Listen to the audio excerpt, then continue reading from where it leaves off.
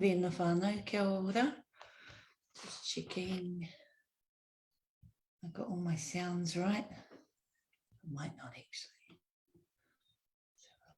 Oh, no. Mōrena.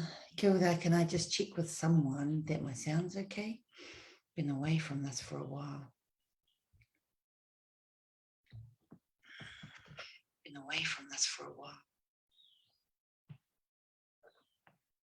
Mōrena koutou. I'm just checking. I'm not sure if my sound's okay. So if I can check with someone to see whether they can hear me, that would be awesome. Mōrena. Check sound. Check 1, 2, 3. Sounds like I'm sounding good. Anyway, there you go. Mōrena everyone. I'm Dr. Diana Kopua. I'm a Mōrena Michelle. Kia ora Maria. I am an independent psychiatrist coming to you from Tūranganui Ākiwa. I work as a manukura for Te Kurahunga, and our aim is to transform what we even consider as mental health and addiction services, so looking at well-being outside of the health system, addressing institutional racism and flooding our spaces with indigeneity, indigenous ways of knowing, and using our pūrākau as the trademark, as the blueprint for thinking about how we might indigenize healing and indigenize services. So a little bit different from what we usually do. I've been reading from this book, Psychiatric Drugs, The Truth About How They Work and How to Come Off Them, by Dr. Joanna Moncrief, a psychiatrist, a critical psychiatrist from England. And I think last time, I think I might read it over again actually, because I looked at common adverse effects, and one of those is extrapyramidal effects when taking psychiatric medication, tardive dyskinesia, and I think I'll read brain shrinkage again, and some other adverse effects from taking psychiatric drugs. My disclaimer is that this is not telling you that you must, if you are on psychotropic medication, that you must come off them immediately. But I do think that knowledge is power, and I think that you need to talk to your prescriber and have these discussions, and quite uncomfortable discussions, to ensure that the benefits outweigh the cons. Okay, brain shrinkage. Straight to it. It has now been established beyond doubt that antipsychotics cause the brain to shrink. 2 studies conducted with animals, one with monkeys and one with rodents, found that animals who were given antipsychotics for a few weeks or months showed a larger degree of brain shrinkage than animals who were given a placebo treatment. In the monkey study, the brains of drug-treated animals were 10 to 11% smaller after 18 months of treatment than the brains of monkeys given the placebo. Studies of patients confirm that the amount of antipsychotic people receive predicts the amount of brain shrinkage they show.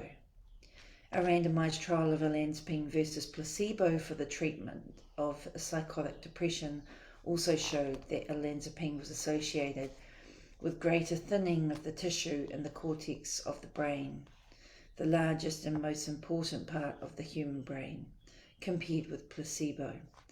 These findings undermine long-standing claims that people with schizophrenia have smaller brains, or that schizophrenia itself produces brain damage, since the evidence for these claims consisted of studies of people taking antipsychotic drugs already.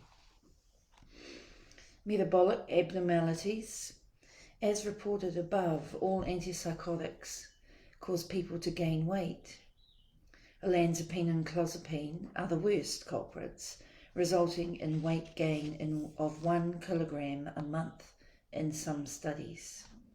Children taking antipsychotics gain almost a kilogram a week, Antipsychotics cause diabetes partly by increasing weight and partly by directly disrupting the body's normal metabolic processes, including the activity of insulin. Antipsychotics also interfere with normal mechanisms of fat metabolism, leading to raised cholesterol. These metabolic changes are likely to increase the risk of cardiovascular disease, including fatal heart attack and stroke. The effects on the heart. All antipsychotics can cause a defect in the abnormality of the heart muscle to conduct electrical impulses. In particular, the drugs can cause prolongation of part of the heart's cycle of activity, and that's the QT interval, and irregular heartbeats or arrhythmias. Occasionally, these effects lead to sudden death. No good, Rebecca. None, not at all.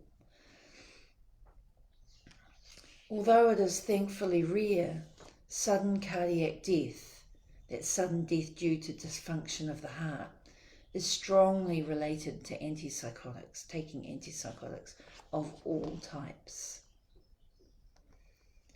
Hormonal abnormalities. Dopamine inhibits the production of the hormone prolactin. Dopamine blocking drugs increase prolactin levels and lead to breast growth in men, lactation in women, infertility, impotence, reduced sex drive, and osteoporosis. This effect is more common with some drugs, particularly risperidone, sulpiride, and amisulpiride. Some, including aripiprazole, clozapine, and quetiapine, are said not to raise prolactin levels. However, sexual dysfunction is a common side effect of all antipsychotics, including these. Increased mortality. It is well known that people with a diagnosis of schizophrenia or another severe mental disorder die earlier than the general population, partly due to lifestyle factors such as high rates of smoking and lack of exercise. Some studies suggest that after these lifestyle factors are taken into account, antipsychotics also contribute to increased mortality. And taking more than one sort of antipsychotic is associated with a particularly high risk of early death. Other studies have reported reduced mortality among people with a diagnosis of schizophrenia who take long-term antipsychotics compared with those who do not. However, these studies have been criticised for many reasons, and not only because their methodology is flawed, but also because the authors have multiple ties with drug companies that manufacture antipsychotics. So there are some studies that show a reduced mortality among people with a diagnosis of schizophrenia who take the medication. So you can imagine if these studies are showing that people who have schizophrenia take the medication, that they have a reduced mortality compared with those people who do not take the medication.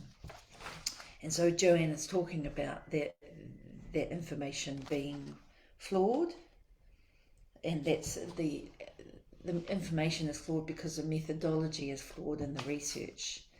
And if you want to purchase this book, you can get it on Amazon. There's a series of books like this, and earlier, one of the earlier chapters talked about research and the problems with research. Okay. Trends in the use of antipsychotics. Despite their formidable adverse effects, antipsychotic drugs are widely prescribed, and their use has been increasing in recent years.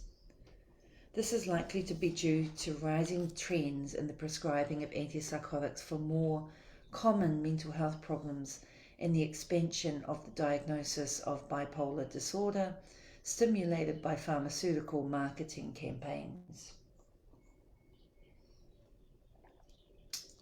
Drug treatment has also become more routine among people diagnosed with psychosis or schizophrenia than it was in former times. Although the doses used are lower than they were in the 80s, when megadosing was fashionable. A government survey conducted in 2007 estimated that 1 in 3 psychiatric patients was taking a higher dose than they needed. In the 80s and 90s, it was acceptable practice in the UK to withhold antipsychotic treatment for a couple of weeks from someone admitted to hospital with an acute psychotic episode in order to make a clear diagnosis and allow time to see if their symptoms resolve without medication.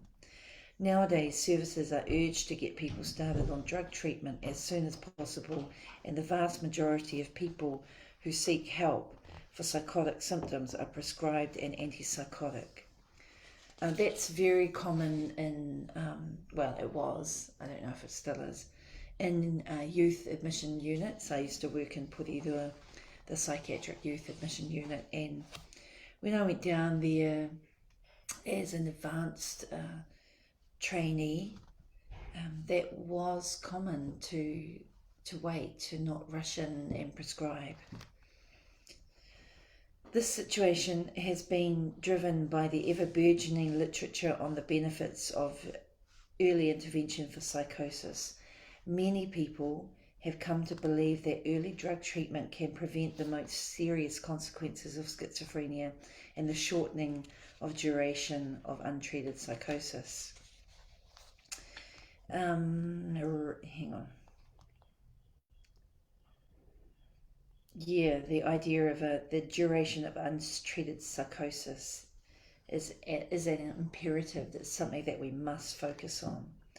But this perception is based on a flawed interpretation of an established observation. Okay, we have known for decades that people whose psychosis develops slowly and gradually often have a more severe and debilitating condition and are less likely to make a full recovery than people whose symptoms come on suddenly. People whose psychosis develops, whose psychosis develops gradually also tend to come forward for treatment later in the course of their psychosis. Therefore, a long duration of untreated psychosis can simply indicate that there has been a slow onset. Moreover, there is no evidence whatsoever that starting drug treatment early produces a better outcome. 2 studies of early intervention services found that people do better while they are getting intensive support, but there were no long-term benefits after the service had finished. Following the logic of early intervention, it was suggested that antipsychotics might be able to prevent the onset of psychosis in the first place. Severe randomized trials were conducted with young people thought to be at high risk of developing psychosis, but recent studies have shown no benefits. The advocates of this approach now acknowledge that using antipsychotics as a preventive measure causes more harm than good. Morena Angela. Yes, I remember meeting someone and my job was to try and diagnose them, and I wasn't sure if it was this deep depression or this early psychosis, and if it's early psychosis that I needed to treat it, but if it was a deep depression maybe I didn't, and now I know it was a little bit arbitrary. Another reason for over-treatment is the assumption that acute episodes of psychosis are easily treatable and should only last a few weeks. If symptoms have not resolved or faded within this time, there is pressure to increase the dose of antipsychotics, add another one, or start the person on clozapine. Yet psychotic episodes may last a long time and still resolve on their own. Historical accounts from the 19th and 20th centuries testify to this.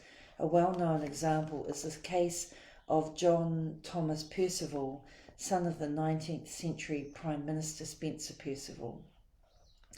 He was an officer in the army and aged 27, suffered a psychotic breakdown with many characteristic symptoms of schizophrenia.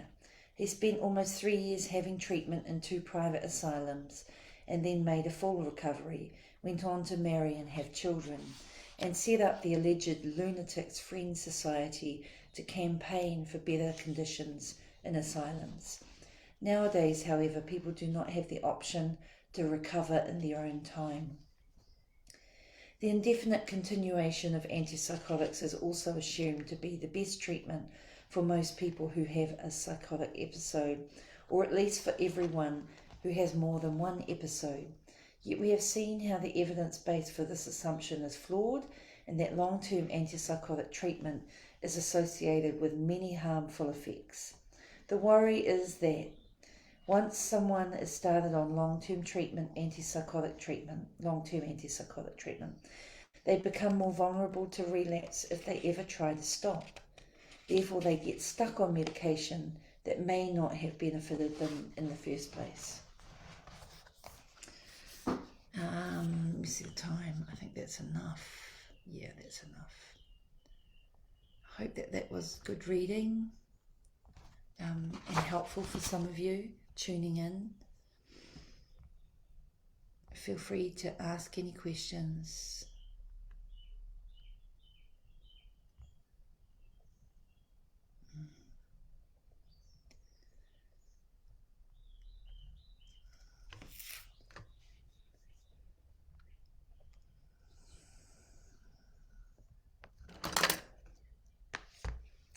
When I was a psychiatric nurse, we went from these generalised community mental health services to a whole bunch of specialist services. And early intervention services became the new cool thing to do, to get in early when people were having symptoms consistent with an early psychosis. And I remember being in the Mahi service and we wanted resources, we wanted the whānau that came into our service to access these resources that included clinicians who were up to date with information. And I can't ever recall them being up to date with some of the research that Joanna is talking about. But regardless, sometimes it was really hard to meet the criteria of early psychosis. But if you could get them into the early psychosis team, they were resourced well. They were the caseloads of families were less, and so they could spend more time with them and thinking about engaging them in meaningful activity. However, it also involved using medication as well. And I don't recall this conversation about if you start medication, then it might make it difficult to come off the medication and therefore increase risk. So, just memories flooding back from early 90s of changes that were made. And I recall being in Māori mental health services and kaupapa Māori services and really trying to indigenize those spaces early on in those times. But when someone came in who wasn't doing well, we just naturally assumed that it must be more severe as opposed to what we were doing. And I think that's key now. What are we doing? If someone's been hasn't improved their quality of life for years since you've been working with them, what is it that we're doing or not doing or ignoring that's contributing to the longevity of their psychosis? And that's not to say that there are other problems as well. Like you could talk about drugs, but then same again, what's contributing to this person needing to be on drugs, and is it environmental, and where best can we use our energy to help address the problem. And instead what we're doing is putting them on medication for a long time and worsening the problem. So we might not be able to address the existing problem, but we're worsening it in many instances. And sedating someone doesn't really feel fear, particularly if you're that person or their family. And I could go on for a while, but I hope that this might be challenging, but it's also it's an important challenge to sit down and talk to. And rather than defend our behaviour as practitioners, be open and vulnerable to the misinformation and disinformation that that has been imparted to us and that we have been perpetuating within the system. And as we try and transform the system and indigenise our systems, and even organisations that are kaupapa Māori, are we?